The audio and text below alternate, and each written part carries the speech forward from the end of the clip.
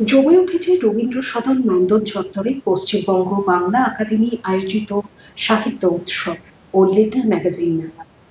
অবনীন্দ্র সভাগৃহে সোমবার বিকেলে কবিতা পাঠ করলেন রাজীব ঘোষ। রাজীবের পংক্তিমালায় সম্প্রীতি উচ্চারিত হল।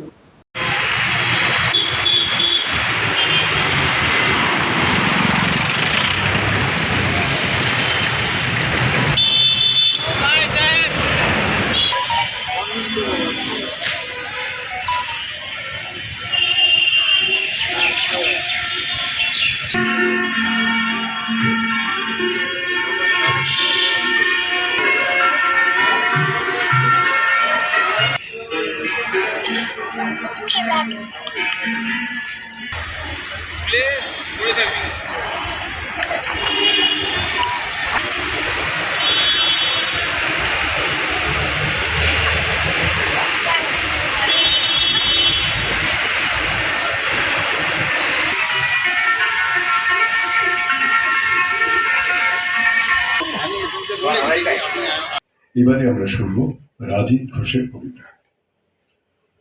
নমস্কার। বহরমপুরের বাবুলগোনা রোড থেকে ২৬ বছর ধরে প্রকাশিত একটি পত্রিকা জন্মদিন, তাদের ২৬তম বর্ষের সংখ্যার বিষয় ছিল সম্প্রীতি।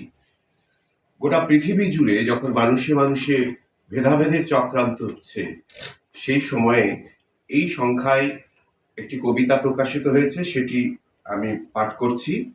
এবং পাশাপাশি যারা কবিরা রয়েছেন তারা কেউ কেউ জানেন, যারা জানেন না তাদের জানাই যে কবি সুধীন্দ্রনাথ দত্তের নামে বহরমপুর থেকে আমরা ২ দশক ধরে কবিতার জন্য পুরস্কার দিয়ে থাকি।